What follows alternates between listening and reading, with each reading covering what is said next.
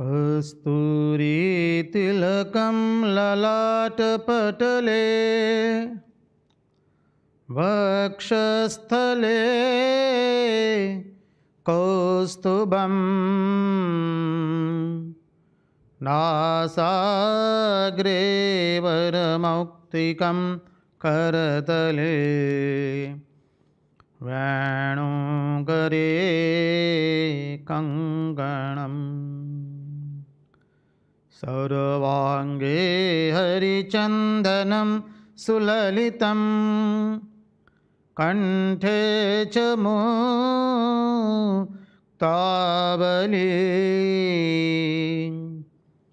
गोपस्त्रीपरिवेष्टितो विजयते गोपालचूडामणिः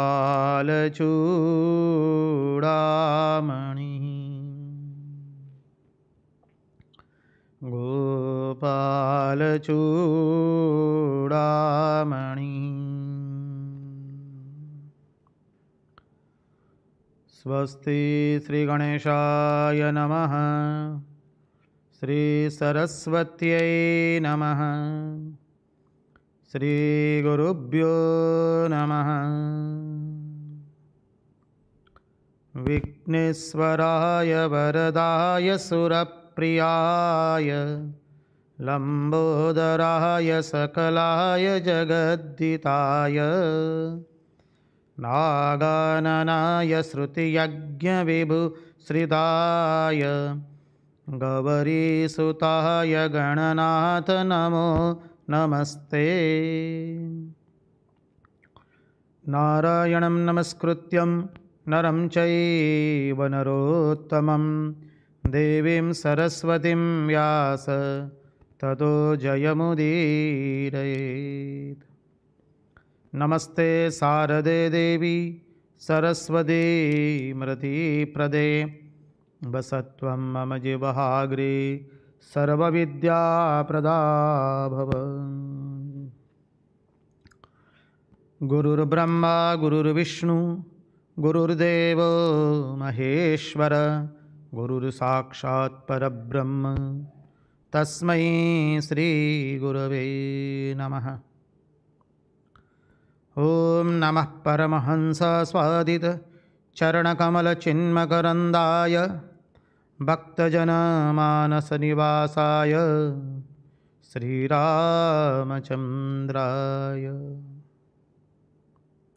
सच्चिदानन्दरूपाय विश्वोत्पत्त्यादिहेतवे तापत्रयविनाशाय श्रीकृष्णाय वयं नमः।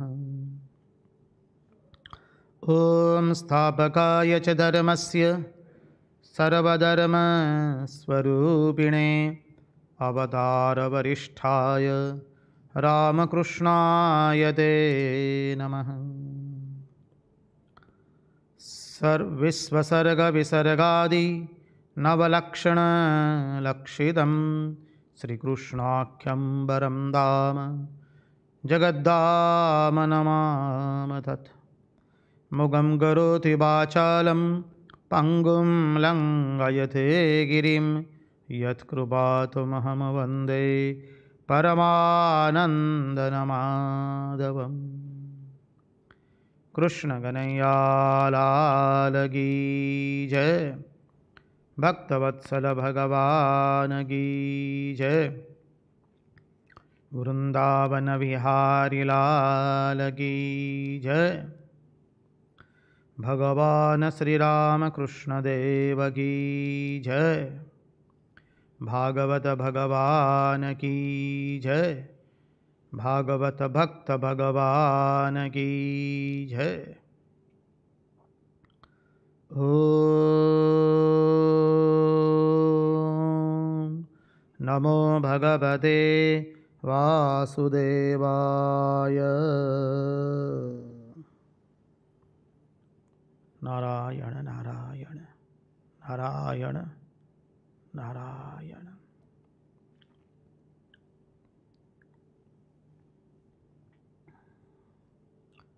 सर्वप्रथम हम पूज्यपाद स्वामी आदि भवानंद जी महाराज के चरणों में हमारे श्रद्धापूर्वक के प्रणाम निवेदित करते हैं। तत्पश्चात पूज्यपाद स्वामी निखिलेश्वरानंद जी महाराज के चरणों में हमारे सश्रद्धेय प्रणाम निवेदित करते हैं। उपस्थित पूज्यपाद शंकरेशानंद जी महाराज एवं अन्यान्य सन्यासी वृंद के चरणों में हम हमारे हृदयपूर्वक के प्रणाम निवेदित करते हैं। विरक्तों के चरणों में हमारे वंदन प्रणाम निवेदित करते हैं। और इस दृश्य श्राव्य माध्यम से जो कोई भी इस भागवत रसामृत का रसपान कर रहा है, उन सब के हृदय में निवासित उस अनंत अखंड अविनाशी परब्रह्म परमात्मा को मुहुर मुहुर वंदन करके आइए इस भागवत भगीरथी में हम अवगाहन करें। हम गोपी गीत के अंदर में प्रवेश कर चुके हैं।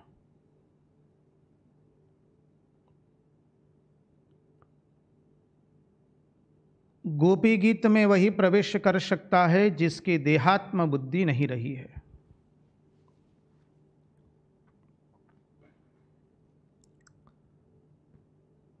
गोपियां भगवान श्री कृष्ण के विरह में जो गीत गाती है उसका नाम है गोपी गीत। पहले भी हम चर्चा कर चुके हैं। श्रीमद् भागवत के 10वें स्कंद में ये 5 गीत है। प्रथम है वेणु गीत, तत्पश्चात प्रणय गीत, तत्पश्चात गोपी गीत, तत्पश्चात युगल गीत और अंत में भ्रमर गीत।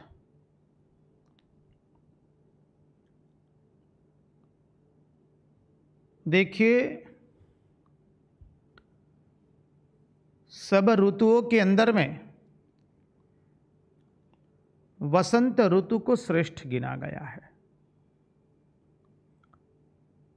भगवान ने कहा भी है कि मैं ऋतुओं में वसंत हूं।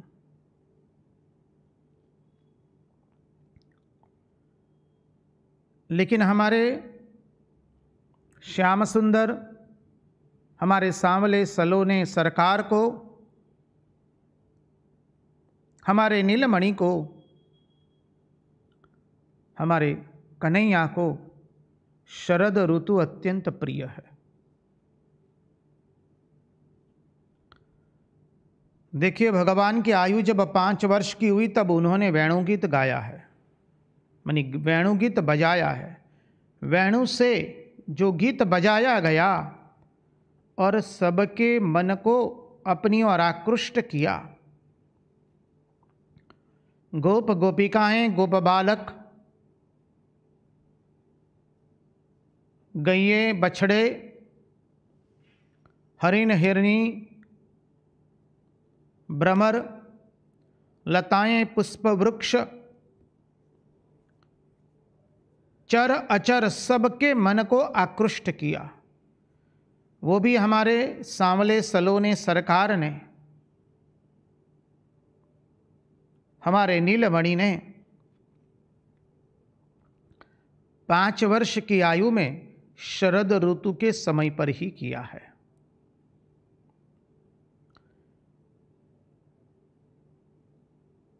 तत्पश्चात 7 वर्ष की आयु के अंदर में 7 वर्ष की आयु हुई हमारे नीलमणि की, तो उन्होंने बाएं हाथ की टचुली अंगुली पर गोवर्धन धारण किया, वो भी शरद ऋतु में। और रास लीला की 8 वर्ष की आयु में, ठीक गोवर्धन धारण के 1 वर्ष पश्चात, वह भी शरद ऋतु में, शरद पूर्णिमा की धवल रात्रि के समय।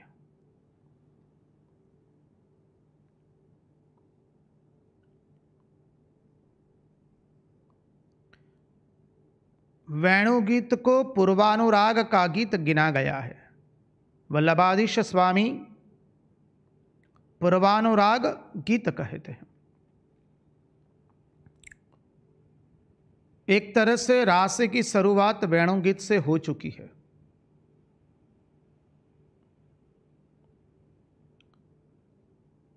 कल हमने जिस बिंदु पर चिंतन किया था, दसम स्कंद भगवान का हृदय है।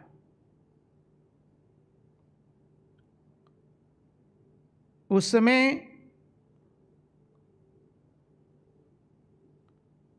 ये जो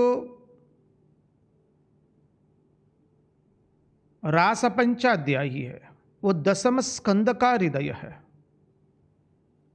और इस रास पंचाध्यायी के अंतर्गत गोपी गीत वो रास पंचाध्यायी का हृदय है।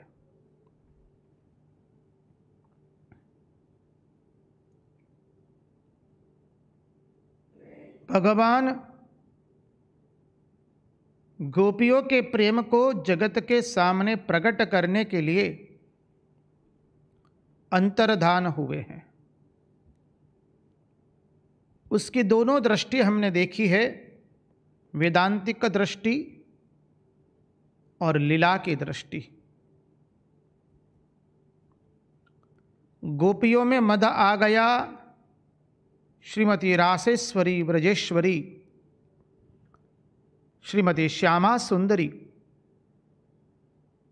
श्रीमती राधिका जी के अंदर में मान आ गया।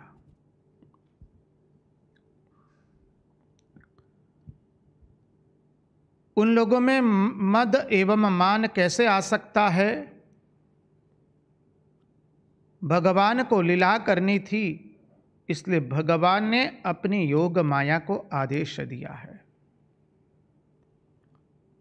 उनमें थोड़ा मद बद भर दो गोपियों में, और राशेश्वरी व्रजेश्वरी के अंदर में थोड़ा मान भर दो,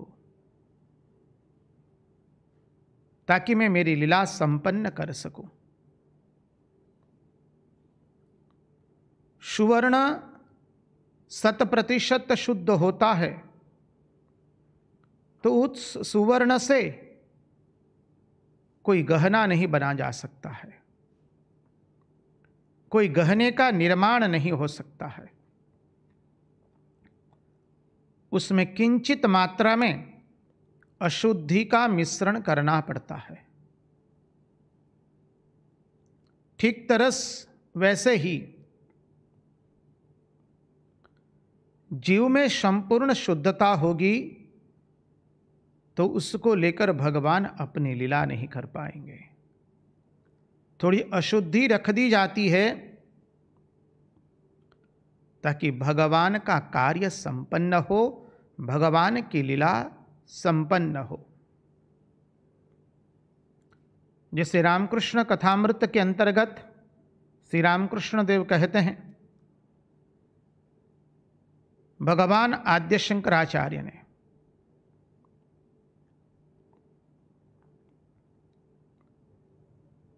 थोड़ा विद्या का अहम रख दिया था। वो विद्या का अहम यदि नहीं रहता तो भगवान के धर्मचक्र प्रवर्तन का कार्य संभव नहीं होता। जब लीला करनी होती है भगवान को, तो भिन्न भिन्न शरीरों का आलंबन करके भगवान अपनी लीला प्रकट करते हैं। सत की प्रधानता से आकृतियां होती है, चित्त की प्रधानता से ज्ञान, और आनंद की प्रधानता से भावनाएं। सच्चिदानंद घन।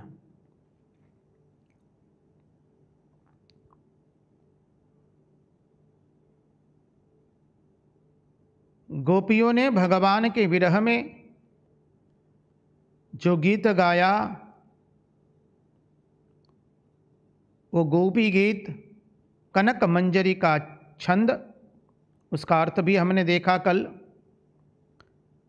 कनक अर्थात धतूरा, धतूरा की जो मंजरी आती है वो खाने से नशा होता है।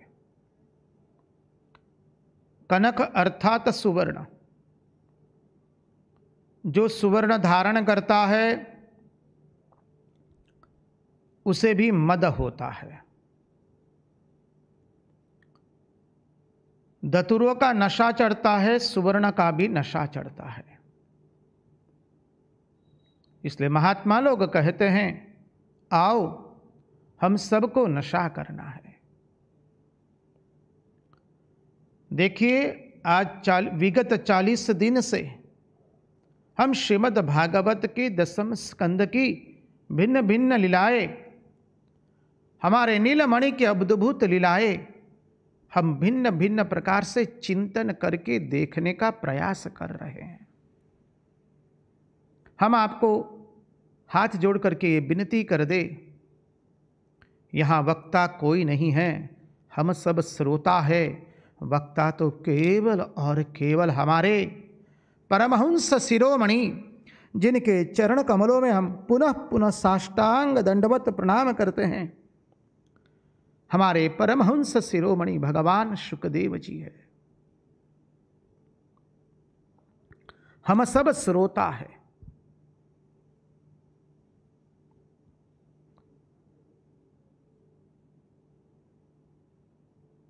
हमारे आचार्यों ने, हमारे श्रीधर स्वामी, हमारे वल्लभाधीश जीव गोस्वामी, रूप गोस्वामी, पूज्यपाद डोंगरे जी महाराज, पूज्यपाद अखंडानंद सरस्वती जी महाराज, करपात्री जी महाराज, श्री विश्वनाथ चक्रवर्ती, अन्यान्य विद्वानों ने, आचार्यों ने, महात्माओं ने जो भागवत पर अद्भुत अद्भुत प्रकाश डाला है, उन्हीं महात्माओं का हम अधरामृत लेकर पान कर रहे हैं।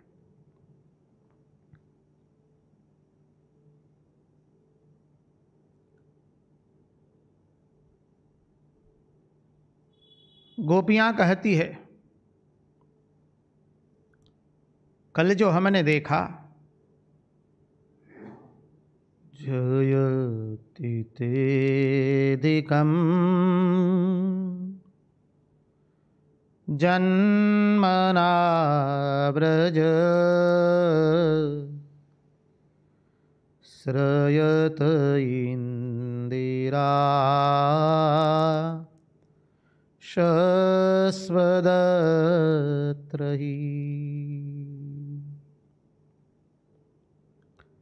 दयिति दृश्यता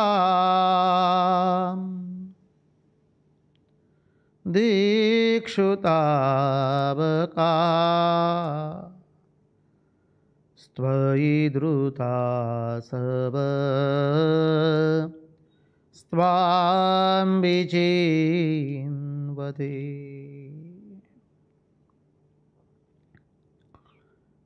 मानव अपने हृदय में इस दृश्य को अंकित कर दो।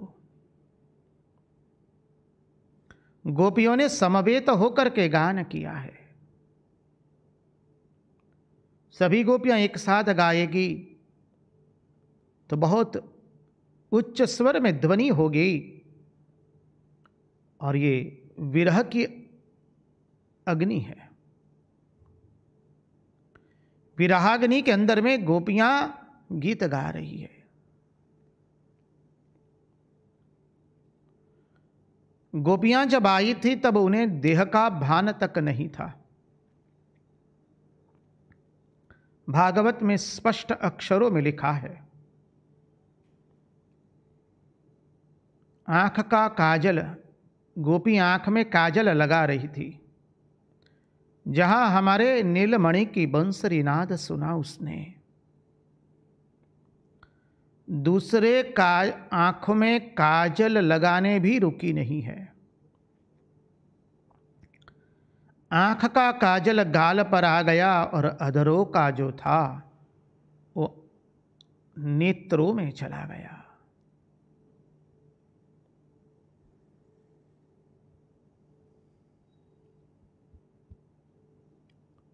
चंद्रामणि हार हाथों में पहन लिया। हम अधिक क्या वर्णन करें। मानव ऊपर का वस्त्र नीचे पहन लिया, नीचे का ऊपर पहन लिया। भागवत में स्पष्ट अक्षरों में लिखा है।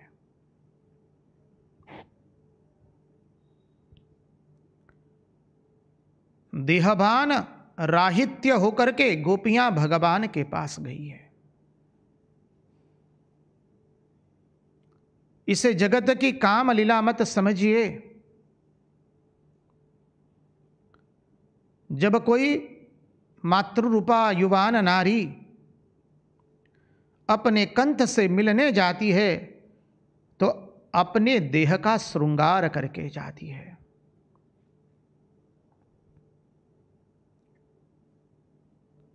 यहां पर गोपियां अपने कंठ से मिलने जा रही है, लेकिन श्रृंगार कैसा है, कहीं मेल बैठ नहीं रहा है।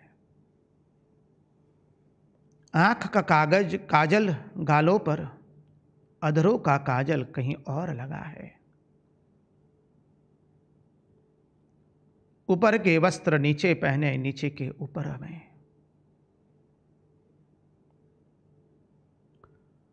और जो गोपी को जाने नहीं दिया, उसके मार्ग में उसका मार्ग अवरुद्ध किया, उसके मार्ग के अंदर में बाधाएं उपस्थित कर दी, वह गोपी श्याम सुंदर से जाकर प्रथम मिली है। क्यों? क्योंकि विरहाग्नि में गोपी ऐसा जली है कि उसके जितने पाप के निमित्त थे वो सब जलकर भस्म हो गए। और जब भगवान से मिली, भगवान ने जो आलिंगन किया, उससे उसे इतना आनंद हुआ है, उतना आनंद हुआ है, उसके पुण्य के जो निमित्त थे वो भी जलकर खत्म हो चुके हैं। गोपियां पाप एवं पुण्य से परे होकर, धर्म से परे होकर,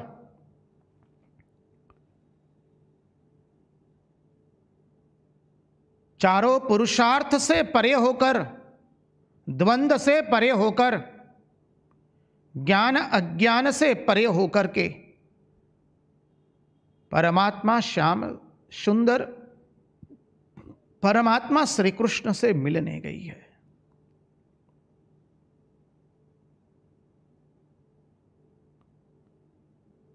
ये आत्मा और परमात्मा का मिलन है। गोपियां गाती है, जयति ते अधिकम जन्मना व्रज। कल हमने उसका अर्थ देखने का प्रयास किया था।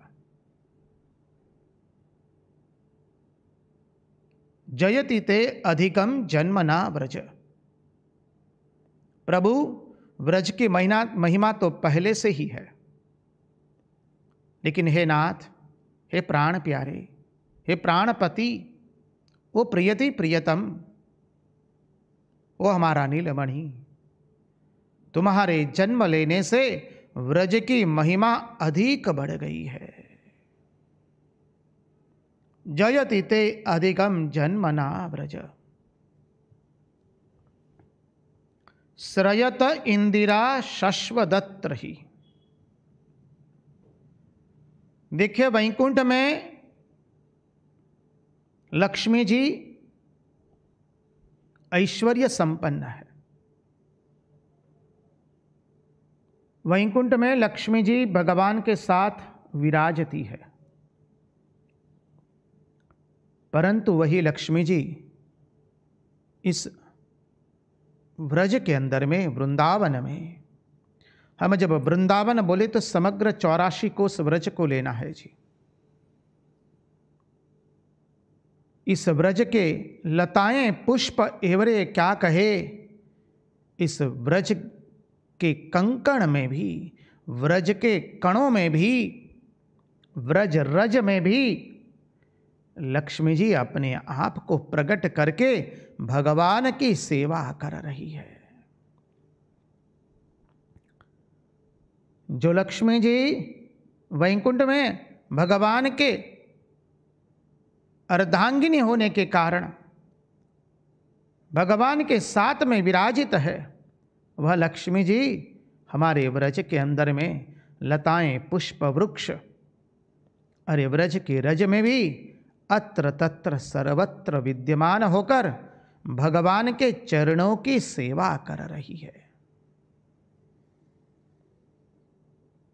जयति ते अधिकम जन्मना व्रज सृजत इंदिरा शश्वदत्रि दयित दृश्यताम दिक्षुतावकाम स्त्वयि धृतासव स्त्वाम विचिन्वते। त्वयि धृतासव,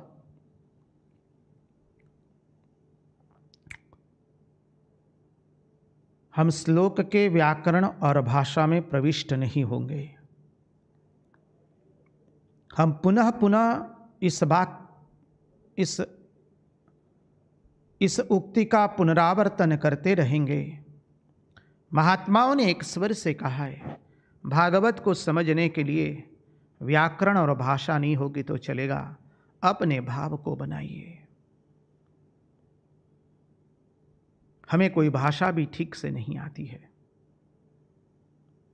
दूसरी भाषा तो छोड़ दिए, हमें हमारे मातृभाषा का भी इतना ज्ञान नहीं है। भगवान को प्रार्थना करें हम सब लोग, प्रभु हमारे हृदय में उस भाव का निर्माण कीजिए ताकि हम भागवत के अंदर में जो भाव निरूपित है उस भाव को पकड़ करके हमारी वृत्ति को हम भगवदाकार वृत्ति बनाए नाथ।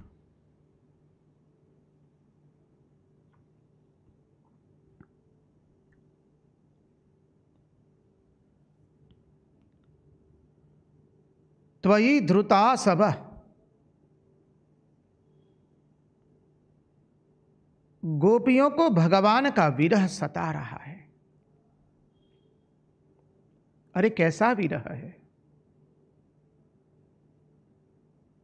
आचार्य महात्मा लोग समझाते हैं,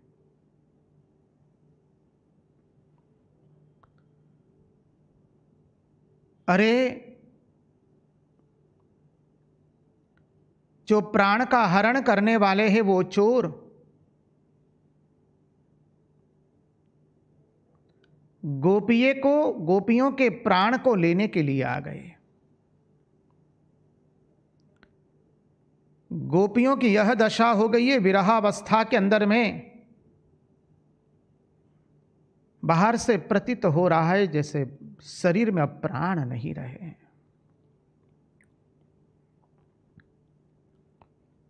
प्राण का हरण करने वाले दूत गोपियों के प्राण लेने के लिए आ गए। गोपियों के शरीर में प्रवेश करते हैं तो क्या देखा, अरे गोपियों ने अपने प्राणों को कब का श्री कृष्ण के चरणार विंद में अर्पण कर दिया है। उसको कहीं प्राण मिले ही नहीं, वो पुनः पुनः आता है और पुनः पुनः लौट जाता है। गोपियों का विरहाग्नि देख करके, गोपियों की विरह की अवस्था देख करके प्राण का हरण करने वाला दूत पुनः पुनः गोपियों के प्राण को लेने के लिए आता है, लेकिन पुनः पुनः उसे खाली हाथ लौटना पड़ता है। चूंकि गोपियों ने अपने प्राणों को कब से हमारे श्याम सुंदर के चरण कमलों में निवेदित कर दिए हैं। क्या अद्भुत भाव लिखा है! मानव इस भाव का अवलंबन किया जाए, इस भाव को हम पिए। प्रभु आपके विरह ऐसा हो जैसे गोपियों को हुआ है। देखिए गोपियों की अवस्था वो महाभाव की अवस्था है। श्री रामकृष्ण देव को ये महाभाव हुआ है।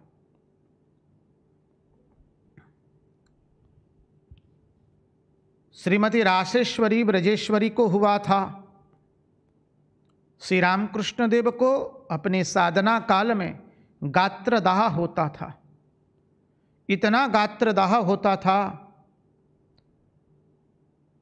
प्रभु को गंगा जी के अंदर में चले जाना पड़ता था अपने गात्रदाह को शांत करने के लिए, और घंटों तक गंगा जी के जल में बैठे रहना पड़ता था गात्रदाह का शमन करने के लिए। अनेक उपाय किए। तत्पश्चात जब भैरवी ब्राह्मणी आती है तब उसने तुरंत कहा, ये तो केवल रासेश्वरी ब्रजेश्वरी राधा रानी को हुआ था। एक विशेष प्रकार की फूलों की माला बना करके जब श्री रामकृष्ण देव को पहनाई गई तब भगवान का वो गात्रदाह दूर हुआ है। तो दयिति दृश्यताम दिक्षु तावका स्त्वयि धृता सबस्त्वाम विचिन्वते।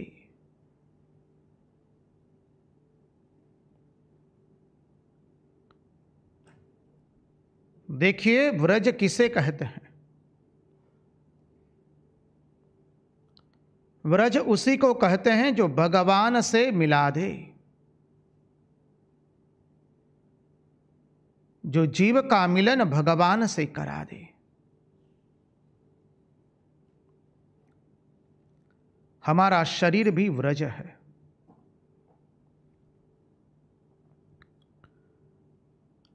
उसके अंतःकरण में से भगवान चले गए हैं और जीव भगवान को पुकार रहा है व्याकुल होकर के।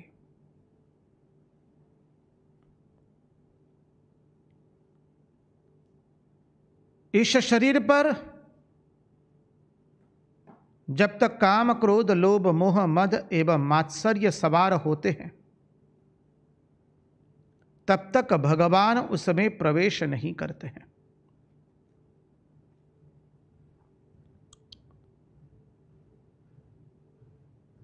इस शरीर पर से अंतःकरण जब पवित्र बनता है तब परमात्मा प्रवेश करते हैं। ये शरीर भी ब्रज है। इस शरीर की कितनी भी निंदा कीजिए, ब्रह्म सत्य जगन मिथ्या बोल बोल करके इस शरीर को कितना भी नकारिए, परंतु हे मानव, हे श्रोतागण, हमें याद रखना है इस शरीर के बिना हमें भगवत प्राप्ति नहीं हो सकती है। भगवान की इस भुवन मोहिनी माया के अंदर में मनुष्य पशु पक्षी कीट अनेकों प्रकार की आकृतियां हैं। पंचभूतों में लकीरें खींची गई है।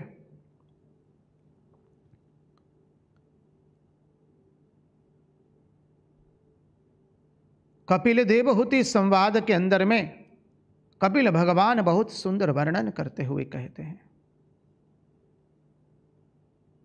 श्रीमद् भागवत महापुराण के तृतीय स्कंद में यह प्रसंग आता है।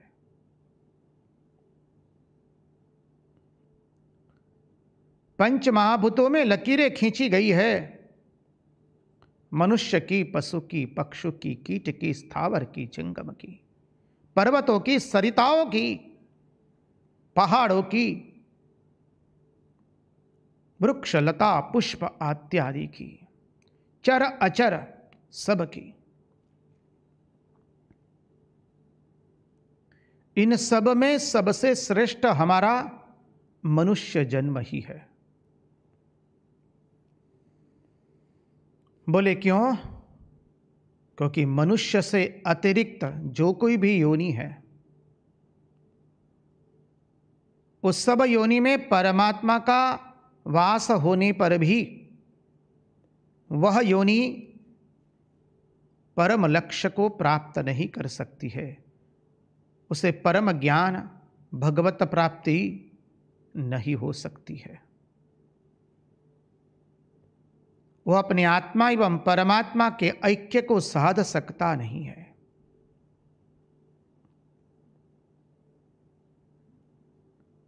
भगवान ने कहा है, अहम सर्वभूतानां हृदयशिर्जुन तिष्ठति भ्रामयन् सर्वभूतानि यंत्रारूढ़ानि मायया।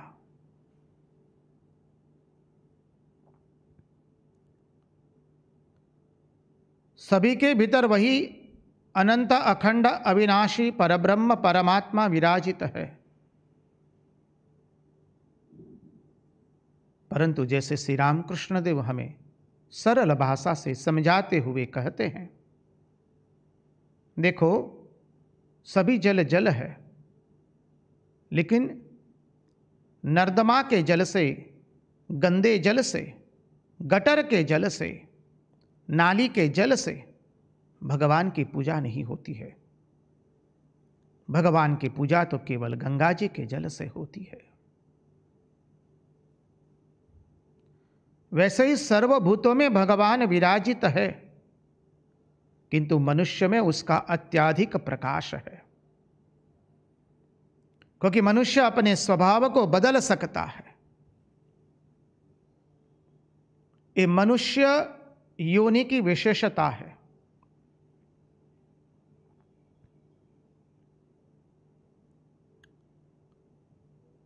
इसलिए शास्त्र कहता है, दुर्लभम त्रयमेतद् मनुष्यत्वम मुमुक्षत्वम महापुरुष संश्रय।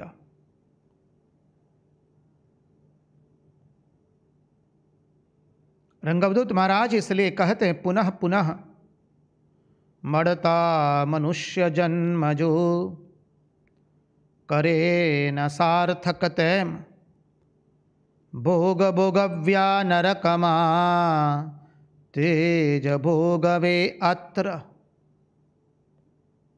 मनुष्य जन्म मिलने के उपरांत भी हमने इस मनुष्य जन्म को सार्थक न किया, तो जो नरक के अंदर में हमने भोग भुगते हैं, गुबरैल के कीड़े जो भोग भुगतते हैं, विष्ठा का कीड़ा जो भोग भुगतता है, वही भोग यदि हमने भुगता तो ये मनुष्य जन्म हमने उसका मूल्य रखा नहीं, हमने व्यर्थ गंवा दिया। स्वामी विवेकानंद अपने ज्ञान योग में समझाते हुए बहुत सुंदर तरीके से कहते हैं, जैसे जल की एक बहुत बड़ी नहर है, नर्मदा जी की जैसे नहर बहती है पूरे गुजरात के अंदर में, बड़ी बड़ी नहर है। राजस्थान के अंदर में जल की नहरें हैं, बहुत बड़ी नहर है। उस नहर के किनारे अनेकों खेत है। उस खेत में जल लेने के लिए सबको एक छोटा सा इनलेट मिला है, छोटा सा एक होल है, छोटा सा एक गर्त जैसा है, और उस गर्त को खोला जा सकता है, बंद किया जा सकता है। तो किसान के पास जितना वो गर्त होगा, जितना बड़ा गर्त होगा, उतना ही मात्रा के अंदर में वो जल, नहर का जल इसमें खेत में आएगा। वैसे ही ये सच्चिदानंद का समुद्र है। ये सब योनियां जो है, मनुष्य पशु पक्षी कीट आदि, वो सब योनियां जैसे उस सच्चिदानंद के नहर के पास भिन्न भिन्न खेतों के अंदर में छोटे छोटे गर्त किए हैं, ताकि उस सच्चिदानंद का जो सच्चिदानंद घन जो बह रहा है, प्रवाहित हो रहा है, उसका प्रकाश उसमें आए। और लेकिन सबसे बड़ा गर्त, अरे गर्त तो छोड़ दीजिए, वो गर्त है ही नहीं, वो दिखाई पड़ता है वो केवल मनुष्य जन्म में ही। मनुष्य चाहे तो उस गर्त को पूरा तोड़ सकता है, ताकि सच्चिदानंद का अफाट समुद्र जो है वो पूर्ण रूप से मनुष्य के जीवन में केवल मनुष्य के शरीर में ही प्रकाशित हो सकता है। अन्य कोई योनि में वो प्रकाशित नहीं हो सकता है।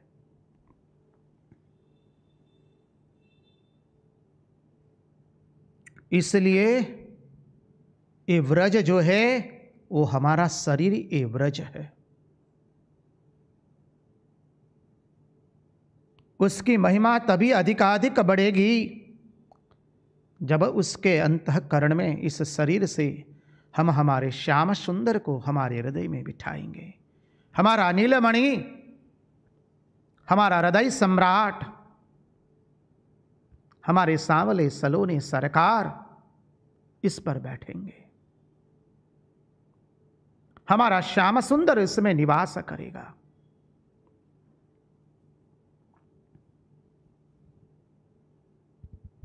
इस शरीर की सुंदरता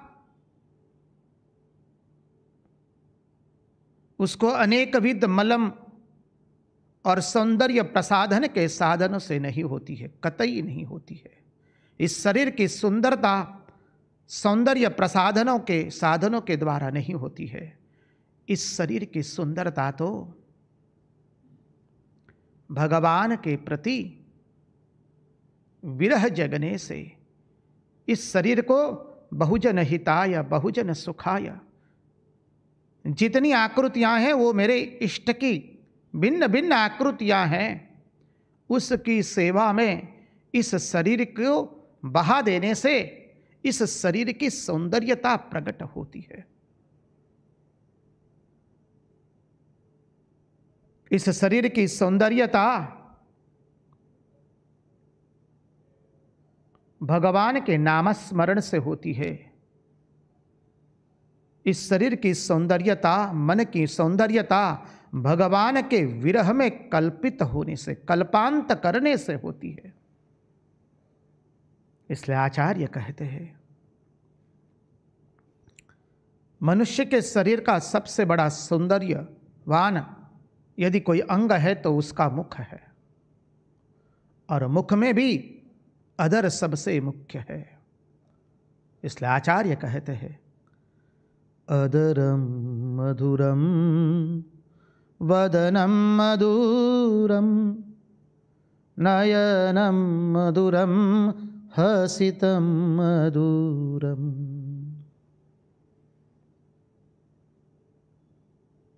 जिसके अधर मधुर है, अधर किसके मधुर है? अरे अधरों को भिन्न भिन्न प्रकार के सौंदर्य प्रसाधन के साधनों से यदि रंगा जाए वो अधर मधुर कतई नहीं है। अरे जिस अधरों पर हमारे श्याम सुंदर का नाम सतत खेलता रहता है, जिस जीवा पर हमारे प्राण प्रिय प्रियतम प्रियति प्रियतम श्री कृष्ण का नाम रम रहा है। हरे कृष्ण कृष्ण कृष्ण हरे हरे, हरे राम राम राम हरे हरे। जिन अधरों पर भगवान का अधरामृत है, जिन अधरों ने भगवान के अधरामृत का पान किया है, वही अधर श्रेष्ठ है। अधरम मधुरम वदनम मधुरम। अरे जिसके अधरों पर भगवान का नामस्मरण सतत नृत्य कर रहा है, उसी का वदन मधुर है, और जिसका वदन मधुर है उसी के नयन मधुर है। चिंतन कीजिए, हमने प्रणय गीत की शुरुआत में कहा था गोपियों के लिए शुकदेव जी भगवान हमारे परमहंस शिरोमणि शब्द प्रयोग करते हैं वाम दृशा। साहित्य की भाषा से, भाषा की भाषा से देखे तो जिसके नयन सुंदर है वाम दृशा, जिसके नयन अत्यंत मधुर है, बड़े हैं, वो यहाँ वो अर्थ नहीं है जिसके नयनों में श्री कृष्ण से अतिरिक्त और कोई विराजित नहीं है, जिसके नयन अत्र तत्र सर्वत्र केवल श्री कृष्ण को देखते हैं, वह वाम दृशा। कितना अद्भुत अर्थ किया है महात्माओं ने, आचार्यों ने, पंडित जनों ने, विद्वत जनों ने। जयति ते दिघम जन्मना व्रज श्रयत इंदिरा शश्वदत्र ही दयित दृश्यताम दिक्षुतावका स्त्वयि धृता सब स्वाम विचिन्वते।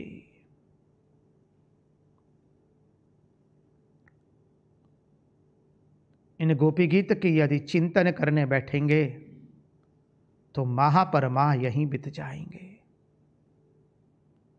भगवान की अद्भुत लीला का यह चिंतन है। इसलिए गोपी गीत के महिमा का वर्णन करते हुए आचार्य गण, महात्मा गण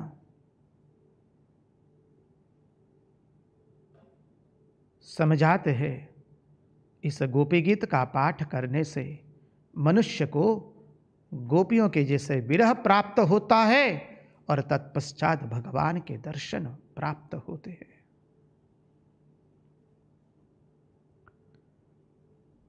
शरदुदासये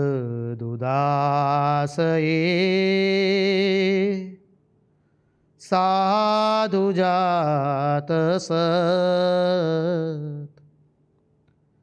सरसिजोदर श्रीमृषा दृशा सुरतनाथ ते अशुल्कदासिका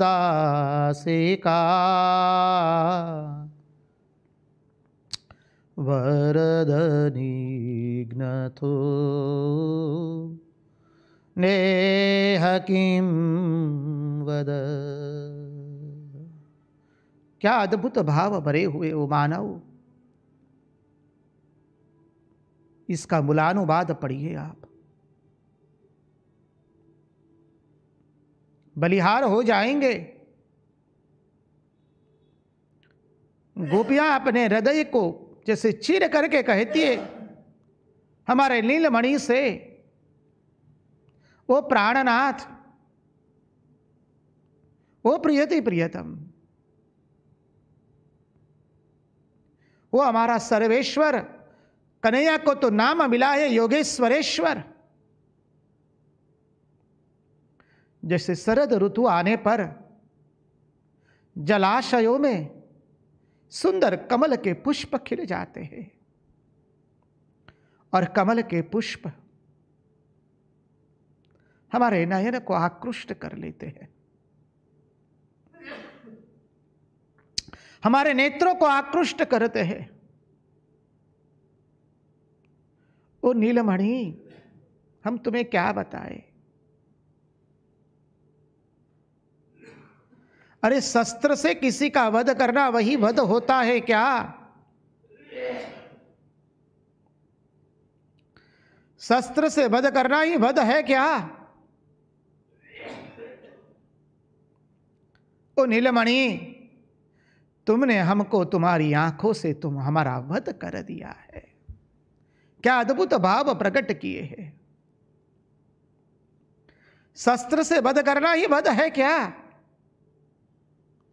तुमने हम लोगों का वध अपने नयनों से, अपने नेत्रों से, अपने नेत्रों की दृष्टि से हम लोगों का वध कर दिया है। अब काहे को छुपा रहे हो? किसी का वध केवल शस्त्रों से नहीं होता है।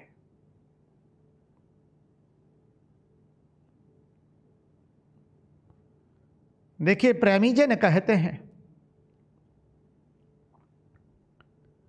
देखो यदि आप अपने आप को बचा के रखना चाहते हैं तो प्रेमी जन एक दूसरे को कह देते हैं, जो प्रेमी घायल हुए हैं, अरे घायल की रीत घायल जाने और न जाने कोई। श्री कृष्ण प्रेम में घायल हुए व्यक्ति कह देते हैं, अरे बाबरे और बाबरी सुनो,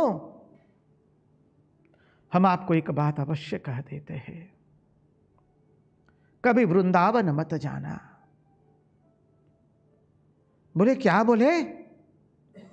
बोले हाँ। बोले क्या बोल रहे हो? बोले यदि अपने आप को बचाना है कभी तो वृंदावन मत जाना। अरे बोले वृंदावन न जाए? बोले हाँ। बोले क्यों? अरे सुनो, यदि गलती से चले भी गए तो हम हाथ जोड़ के कह देते हैं आपको, कभी उस केशी घाट पर मत जाना। बोले केसी घाट पर न जाए? बोले जी ना, केशी घाट पर कभी मत जाना। प्रेमी आगे कहता है अपने विरह में अन्य प्रेमी को, सुन रे सखा सुन रे सखी, यदि केसी घाट पर चले भी गए तो वहां आंख उठाकर किसी की ओर ताकना मत, क्योंकि वहां तुम ताकोगे तो और कोई नहीं है वहां पर। बोलते बोलते प्रेमी की आंखों से अश्रु धाराएं बहने लगी। अन्य प्रेमी पूछता है, अरे क्या हुआ रे, बताओ ने वहां कौन है? बोले हम बोला नहीं जा रहे। बोले बताओ, कंठ अवरुद्ध हो गया है। बोले नहीं सखा नहीं सखी, बताओ क्या है, वहां क्या है? बोले वहां किसी घाट पर गए भी तो अपनी आंख उठा के देखोगे तो वहां पर त्रिभंग ललित मुद्रा में एक श्याम सुंदर खड़ा है, सावला सलोना सरकार है।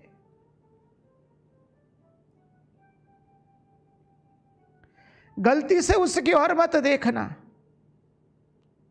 जहां तुम देखोगे तुम्हारा वो सर्वस्व हरण कर लेगा,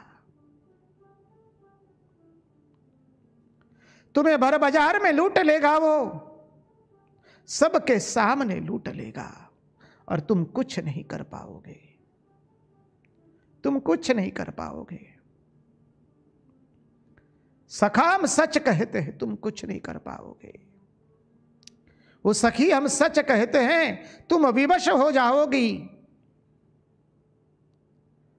और यदि उसकी ओर प्रेमी अब रहा नहीं गया, कंठ अवरुद्ध हो गया, शरीर का भान नहीं रहा, भूमिष्ठ हो गया। और एक बात बता देते हैं, यदि चले भी गए केशी घाट पर, देख भी लिया त्रिभंग ललित मुद्रा में खड़े हुए हमारे पीले पीतांबर को धारण किए, अधरों पर बंसी धारण किए हुए, हम सच कहते हैं, कहते कहते प्रेमी भूमिष्ठ हो गया। उसके नेत्रों से अजस्र धाराएं बहने लगी। उसने कह दिया, अरे हम सच कहते, अपने आप को बचाना भी है तो उसके मुखारविंद की ओर ताकना मत। जहां तुमने उसके मुखारविंद की ओर ताक दिया, हम क्या बताए, घायल की गत घायल जाने और न जाने कोई, हमने वही गलती कर दी। और उसके मुखारविंद की ओर देख लिया, उसने मंद मंद हास्य किया और अपने नेत्रों से हमको घायल कर दिया है। और बाद में वो चला जाता है और व्यक्ति को तड़पाता है, अपने विरह में, अपने प्रेम में तड़पाता है। वो प्रेमी यदि अपने आप को बचाना चाहते हो तो वृंदावन मत जाना, चले भी गए तो केशी घाट पर मत जाना। चले भी गए केशी घाट पर तो उस त्रिभंग ललित मुद्रा में खड़े हुए सावले सलोने सरकार हमारे नीलमणि की ओर देखना मत। देख भी लिया तो उसको श्रीवदन की ओर मत देखना, और देख भी लिया तो वो अपने नेत्रों से घायल कर देगा। उसकी मंद मंद मुस्कान से हमारा सर्वस्व वो लूट लेगा, बाद में विरह में तड़पाएगा।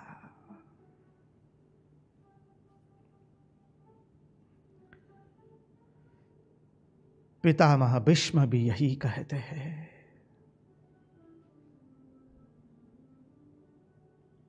अष्ट वसुओं में से एक वसु है, पूर्ण ज्ञानी है, ज्येष्ठ है, आजीवन अविवाहित रहने का व्रत लिया था, इसलिए देवव्रत से पितामह भीष्म हुए हैं।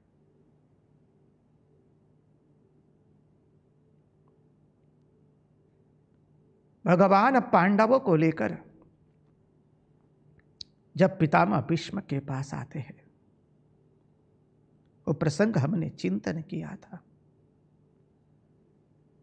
उसका स्मरण कीजिए। वो मानव पितामह भीष्म के नेत्रों से अविरल धारा बह रही है। पितामह भीष्म ने भगवान का मानसिक पूजन किया है, और धर्मराज युधिष्ठिर को कह रहे, समस्त उपदेश देने के पश्चात जो उपदेश दिया है वो महाभारत के शांति पर्व में है। पितामह भीष्म कह रहे,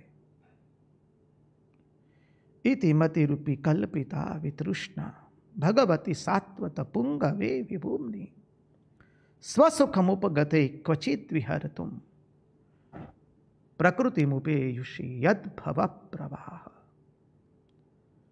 त्रिभुवन कमलं तमालवर्णं रविकर गौरवराम्बरं दधाने वपुरलककुलावृताननाब्जं विजय सखिरथिरस्तु मे नवत्या।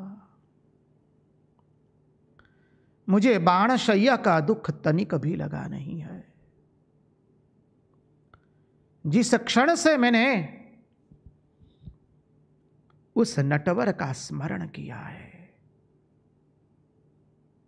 मेरा दुख दुख नहीं रहा है। और भगवान को कहते हैं, पितामह भीष्म, कन्हैया तेरे नेत्रों में क्या जादू है? युद्ध तो अर्जुन ने किया ही नहीं है,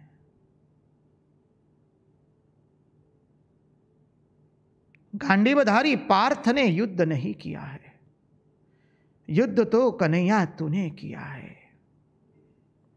जहां तुम योद्धा की ओर देखते हो, योद्धा अपना सर्वस्व हार गया। जहां तुम्हारे नेत्रों ने उसका वध कर दिया, वो श्री कृष्ण, और तुम्हारी मुस्कान, जहां तुम्हारी मुस्कान उसने देखी, वो अपना भान भूल गया है। बाद में गांडीवधारी पार्थ तो एक निमित्त बन करके उसका वध करता है। युद्ध तो कन्हैया तुमने किया है। गोपियां यहां पर यही कह रही है, शरदुदासये साधु जात सत सरसिजोदर श्रीमृषा दृशा सुरतनाथ ते अशुल्क दासिका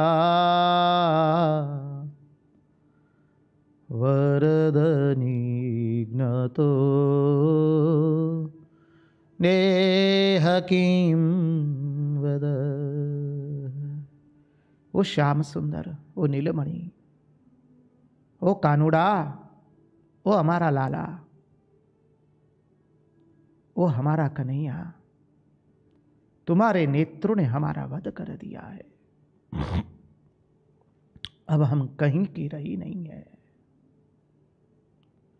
आगे का भाव गाते गाते गोपियां अद्भुत भाव को प्रदर्शित करती हुई गोपियां कहती है,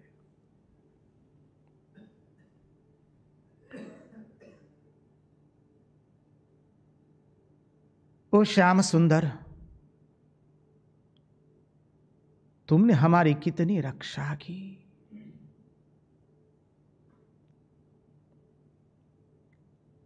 कालिया नाग के विष से हमारी रक्षा की। ओ श्याम सुंदर, तुमने अगासुर से हमारी रक्षा की। अगासुर अजगर का रूप धारण करके आया था, तुमने उस वक्त हमारी रक्षा की। दावाग्नि से हमारी रक्षा की, वृषभासुर से रक्षा की। ओ प्राणनाथ, ओ प्रिय, तुमने व्रज में आने वाले सभी असुरों से हमारी रक्षा की। कन्हैया, आज हे हमको विरह रूपी असुर सता रहा है, आकर के हमारी रक्षा करो, रक्षा करो, रक्षा करो। पाहि माम, पाहि माम, पाहि माम।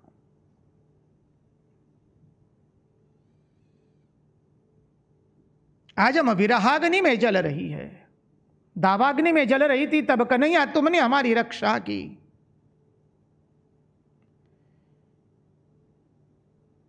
कालिया के विष से तुमने हमको बचाया। अगासुर अजगर का रूप लेकर आया था, तब तुमने हमारी रक्षा की। हे प्राणनाथ, आज हम विरह रूपी अग्नि में जल रही है, तड़प तड़प करके जल रही है। याद रखिए, गोपियां अपने शरीर को छोड़ने वाली नहीं है, क्योंकि गोपियों के प्राण तो भगवान के श्री चरणों में अर्पित हो चुके। श्याम सुंदर के श्री चरण में गोपियों के प्राण चले गए। लीला की दृष्टि से और एक महात्म्य हमने देखा है।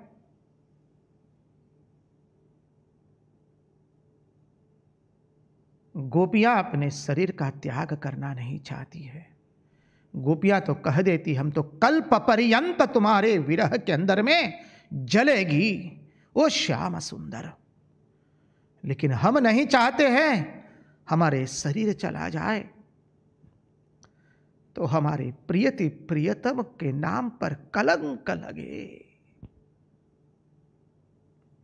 ओ नीलमणि, हम तुम्हारे नाम पर कलंक नहीं लगने देंगे। हम विरहाग्नि के अंदर में 1-2 दिन नहीं, हम कल्प पर्यंत तड़पने के लिए तैयार है। लेकिन हमारे नीलमणि के नाम पर एक तनिक भी दाग नहीं लगना चाहिए। आने वाला इतिहास ये न कहे गोपियां तड़प तड़प करके मर गई और नीलमणि ने दर्शन नहीं दिए। कतई नहीं हो सकता है। ओ नीलमणि, हम तो तुम्हें सुख देने के लिए आई है। गोपियों का प्रेम है, कोई काम नहीं है, विशुद्ध प्रेम है। इसलिए गोपियां कहती है, नीलमणि हम कल्प पर्यंत सहन करेगी तुम्हारा विरह, लेकिन हमारे शरीर को त्याग नहीं करेगी, क्योंकि शरीर त्याग हो जाएगा तो तुम्हारे नाम पर कलंक लगेगा। हम महाराज से एक विनती करेंगे, छोटा सा भजन गा लीजिए। तत्पश्चात गोपी गीत का अद्भुत श्लोक आता है, न खलु गोपिका नंदनो भवान अखिल देहि नाम अंतरात्मत्रिक। उसको देखने का प्रयास करेंगे।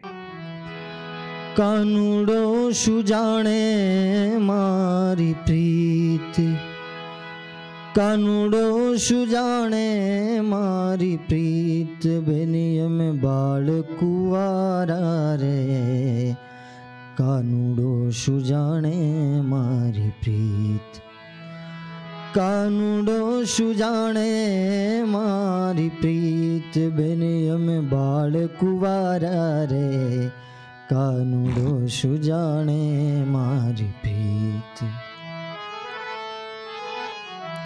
जल रे जमुना नामे भरवान गया तारे जल रे जमुना नामे भरवान गया तारे कानूड़े उड़ाड़ा छानीर कानूड़े उड़ाड़ा छानीर उड़ाड़ा एण सर रे उड़ाड़ा एण सर रे कानूडो सुजाणे मारी प्रीत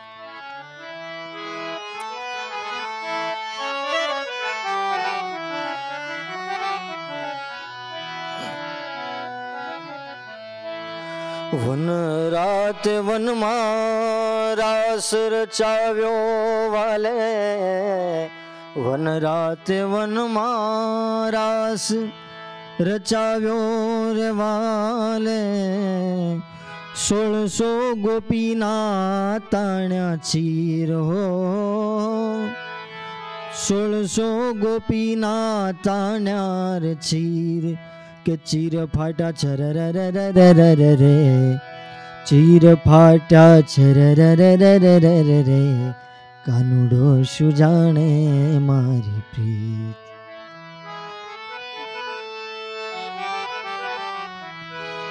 हूँ तो वैरागन काना तारा नाम नीरे हूँ तो वैरागन काना तारा नाम नीरे कानूड़े ताणी ने मारा तीर हो कानूड़े ताणी ने मारा तीर के तीर वाग्या रे वाग्या तीर रे कानूडो सुजाणे मारी प्रीत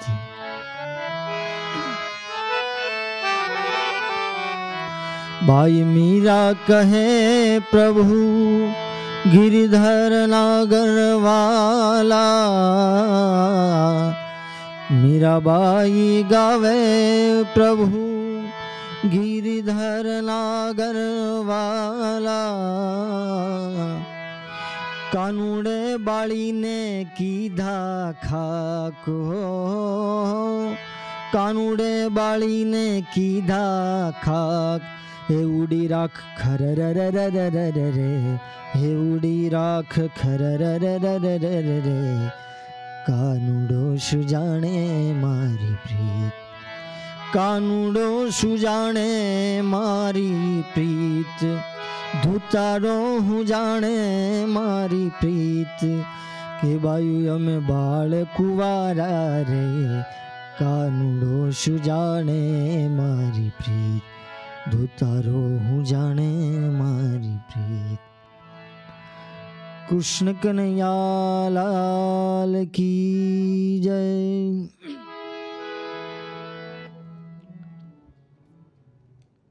कृष्ण कन्हैया लाल की जय। रासेश्वर भगवान की जय।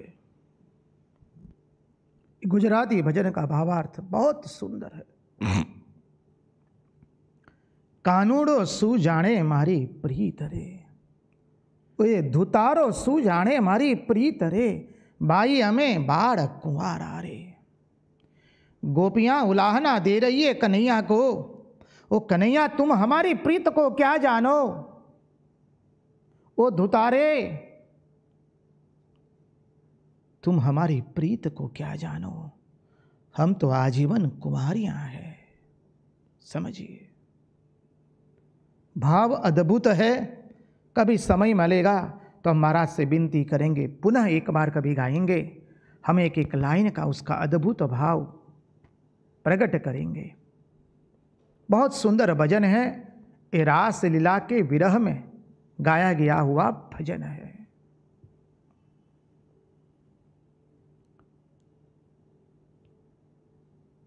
आइए हम नीलमणि के वहां चले, जहां पर कालिंदी कल कल करके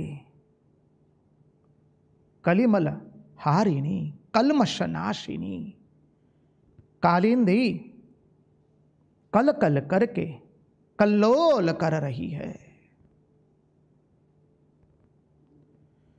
अरे हम कालिंदी की क्या बात करें आपको। भगवान के विरह में, भगवान के चिंतन में कालिंदी ने अपना श्याम वर्ण कर लिया है। इसलिए वल्लभाधीश के अंदर में हम लोग तो वल्लभाधीश के पुष्टि मार्ग वाले, संप्रदाय वाले, यमुना महारानी की जय, भगवान की पटरानी बनी है ये कालिंदी।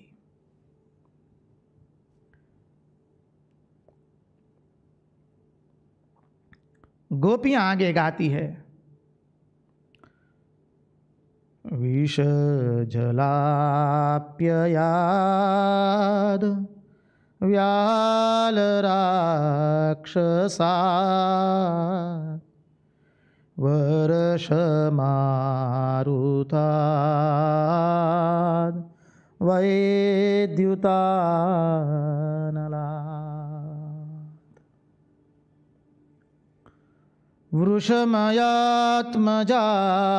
वृषमयात्मजाद विश्वतो भयात् वृषभते वयं रक्षितामुः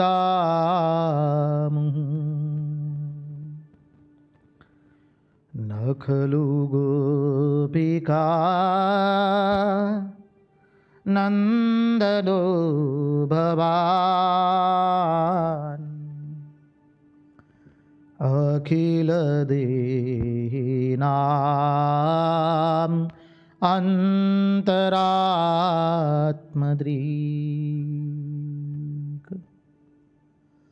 विखन सारथितो विश्वगुप्तये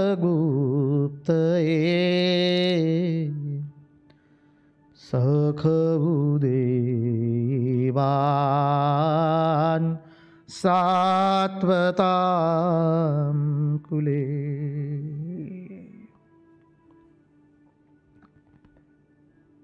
न खलु गोपिका नंदनो भवान अखिल देहिनाम अंतरात्मदृक्। गोपियों से रहा नहीं गया।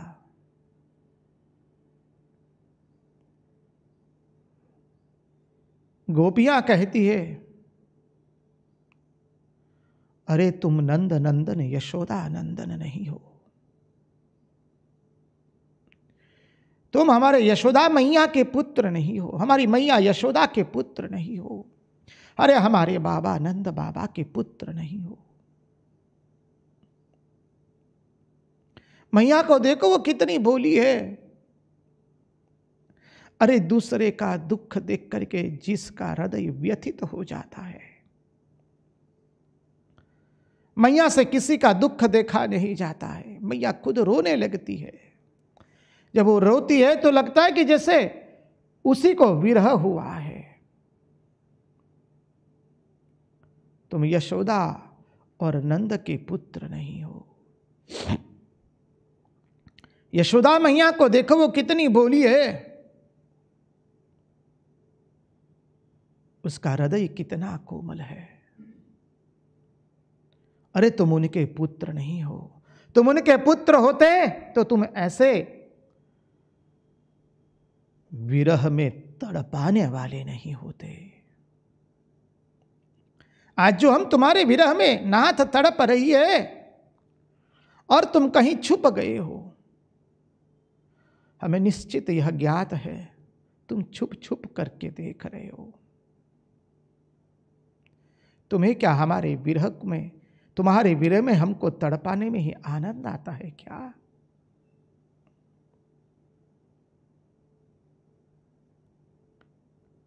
तुम निश्चित हमारी यशोदा मैया और नंद बाबा के पुत्र नहीं हो। अरे तुम वह भगवान नहीं हो। न खलु गोपिका नंदनो भवान अखिल देहि नाम अंतरात्मदृक्। तुम सबके हृदय में निवासित करने वाले वो अंतरात्मा भी नहीं हो बोले। यदि अंतरात्मा होते सबके हृदय के, तो हे प्राणनाथ तुम हमारे हृदय को नहीं देख रहे हो। हमारे हृदय में क्या विरह हो रहा है तुम्हारे प्रति। हमारे हृदय तुम्हारे विरहाग्नि में तड़प रहा है। इसलिए निश्चित तुम भगवान अभी नहीं हो, अखिल देहि नाम अंतरात्म दृक् भी नहीं हो।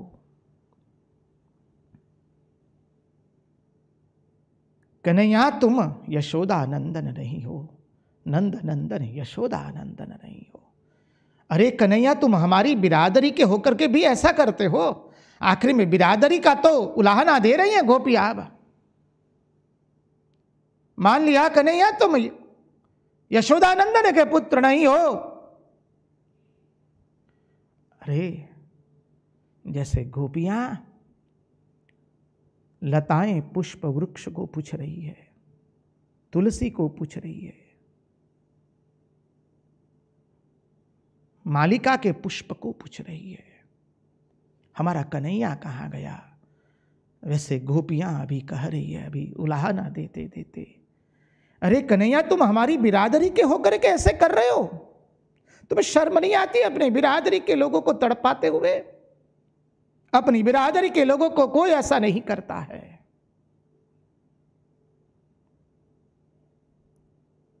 भगवान कहते ना जी ना जी, यहां रसिकों ने रस लिया है इसलिए संवाद के रूप में कहा गया है।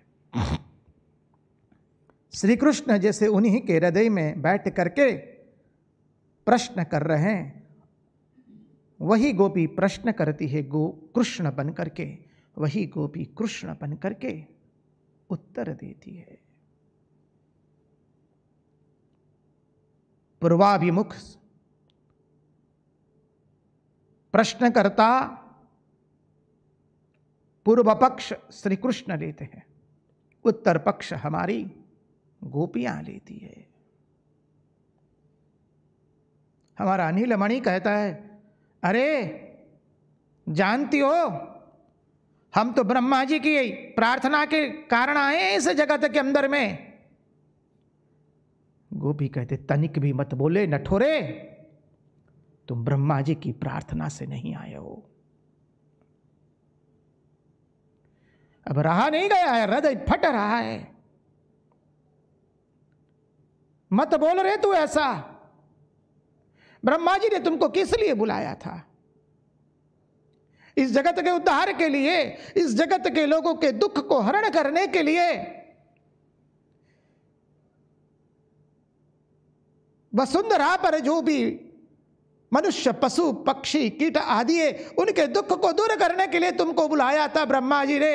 अरे नटोरे तू भूल गया, हमें जो दुख हुआ है क्या हम जगत में नहीं है क्या? हम क्या इस विश्व में नहीं है? हम क्या मां वसुंधरा पर निवासित नहीं है?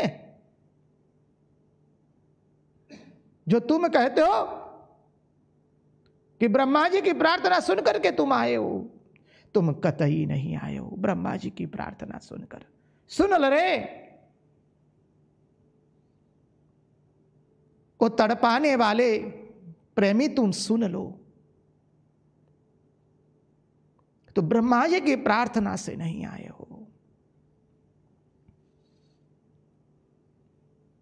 गोपी के हृदय में बैठे हुए कृष्ण कहते हैं, अरे हम तो यादव कुल में जन्म लेकर के आए। अरे बस कर गोपी कहती है, यादव ऐसे नहीं होते हैं, वो तो लोगों के दुख को दूर करने के लिए आते हैं। लोगों का दुख यादवों से देखा नहीं जाता है। लोगों की रक्षा के लिए, लोगों के दुख को दूर करने के लिए, लोगों की पीड़ा दूर करने के लिए यादव लोग तत्पर रहते हैं। अरे तुमने तो यहाँ तक महात्माओं ने, प्रेमियों ने कह दिया, अपने को यादव कुल में आया हुआ मान करके तुम उस कुल को लज्जित मत करो नाथ। तुम उस कुल में भी नहीं आए हो, ना तो तुम ब्रह्मा जी की प्रार्थना सुन करके आए हो। हम विश्व में ही हैं, हम कभी विश्व से बाहर नहीं हैं। हम तुम्हारे विरह में तड़प रही है। न खलु गोपिका नंदनो भवान। आचार्यों ने, महात्माओं ने, विद्वत जनों ने ये नखलू भाव जो है प्रत्येक शब्द के साथ ले लिया है। क्या बात बताए। गोपी गीत का अवश्य श्रवण कीजिए, जीवन आनंदित हो जाएगा। भगवान के विरह में तड़पेंगे। इसलिए श्री रामकृष्ण देव कहते हैं व्याकुलता, व्याकुलता और व्याकुलता।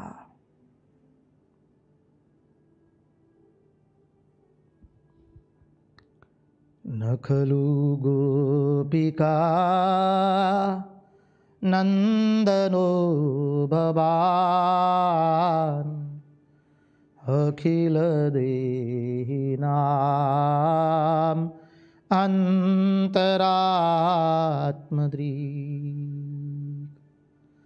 विखन सारथितो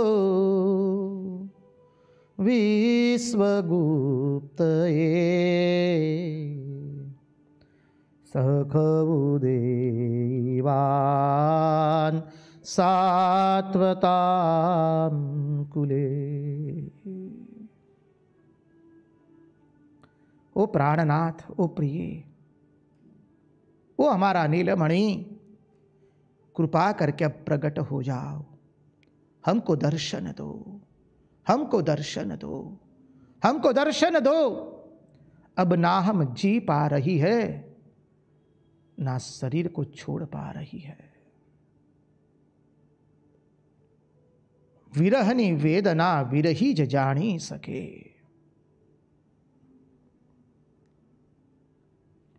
गोपियां आगे कहती है विरचिता भयम् वृष्णिधूर्यं ते चरणमीयुषां संसृतेर्भयात्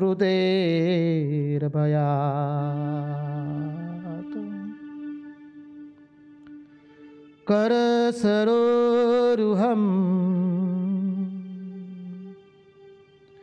कान्तकामदम्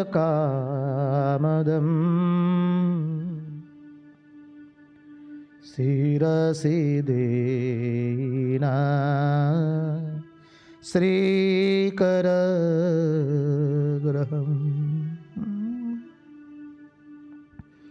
अब गोपियां कहती है ओ माधव, ओ प्राण प्यारे, ओ हमारे प्रियति प्रियतम, अब रहा नहीं जाता है।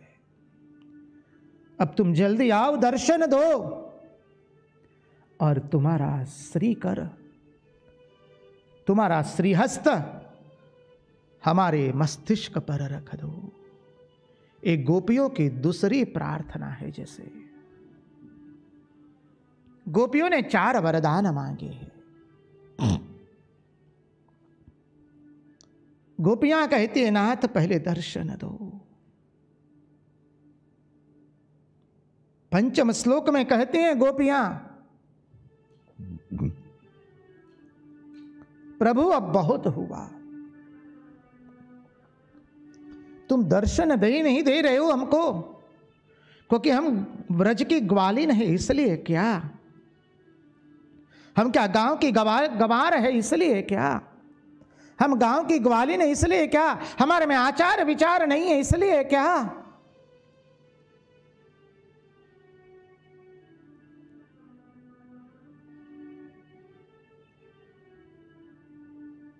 कन्हैया अब तड़पाओ मत, हमें दर्शन देकर तुम्हारा श्रीहस्त हमारे मस्तिष्क पर रख दो, क्योंकि ये काम जो है वो मस्तिष्क में रहता है। आचार्य समझाते हैं काम कोई इंद्रिय में नहीं है, काम हमारे मस्तिष्क में है, बुद्धि में काम है। प्रभु जब आपके श्रीहस्त आप हमारे मस्तिष्क पर रख देंगे, प्रभु हमारे हृदय में से, मन में से काम सदैव चला जाएगा। अरे कन्हैया क्या बताए, तुम्हारे विरह में हमारा मस्तिष्क फटा जा रहा है, हम बावरी बन गई है। लगता है आग अब केवल हृदय में नहीं है, मस्तिष्क में भी आग लग गई है। प्रत्येक अंग में आग लगी है, प्रत्येक इंद्रिय में आग लगी है। विरचिताभयं वृष्णे दूर्यते चरणमीयुषां संसृतेर्भयात्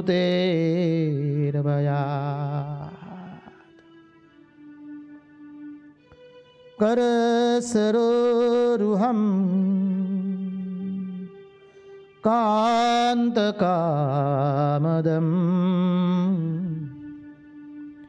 शिरसि देयिना श्रीकरग्रहम्।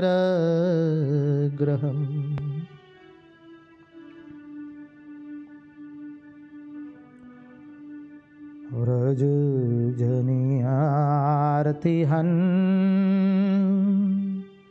वीरयोषिता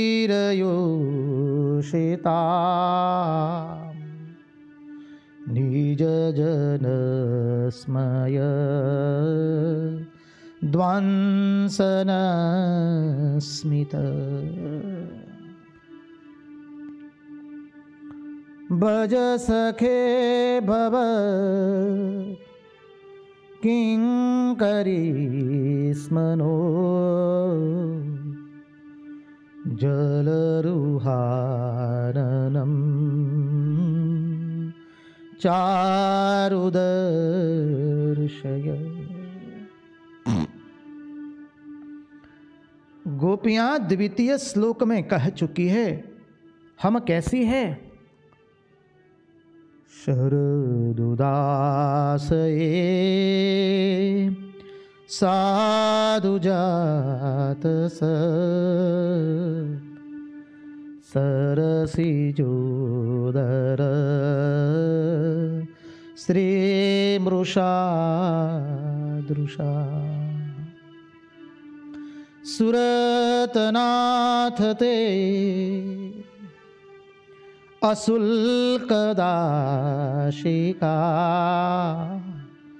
वरदनिघ्नतो नेह किं वद।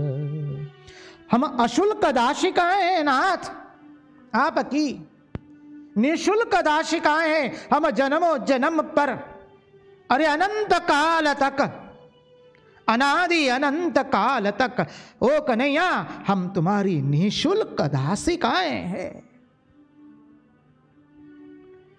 कन्हैया तुम इस वन में छुपे जा रहे हो, कन्हैया हमें डर लगता है। ओ प्राण प्यारे हमें डर लगता है। तुम्हारे श्री चरण इतने कोमल है, अरे लक्ष्मी जी भी तुम्हारे श्री चरणों की सेवा करती है। ओ मेरे प्राण प्यारे तुम अब भीतर में मत जाओ। श्री कृष्ण अब तुम भीतर अधिक मत जाओ।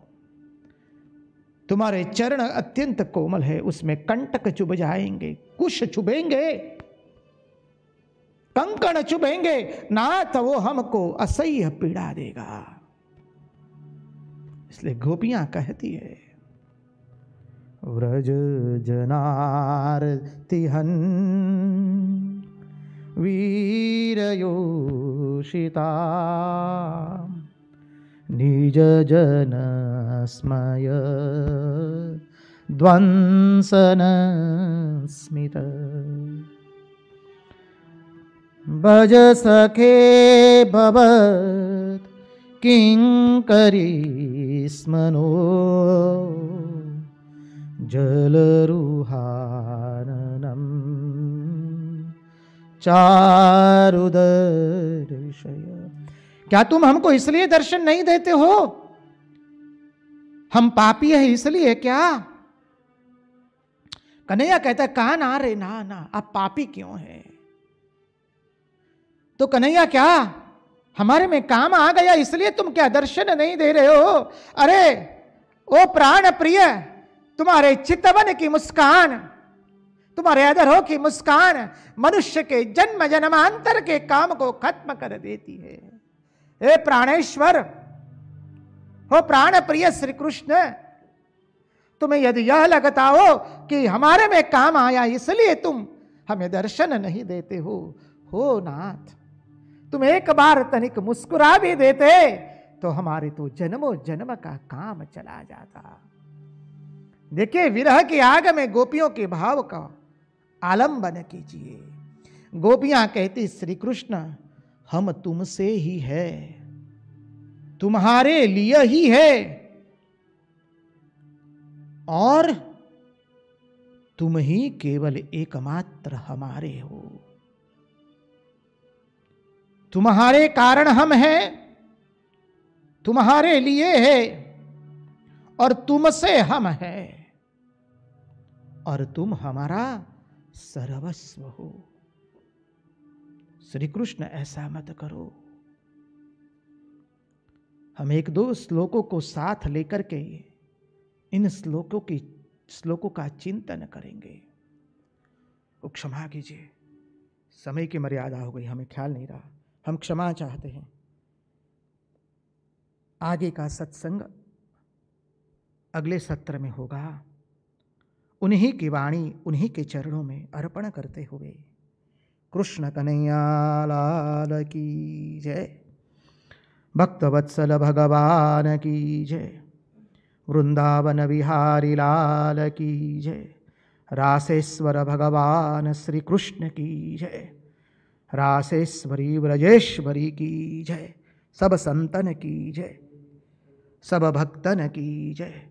ओम नमः पार्वती पतये हर हर महादेव हर।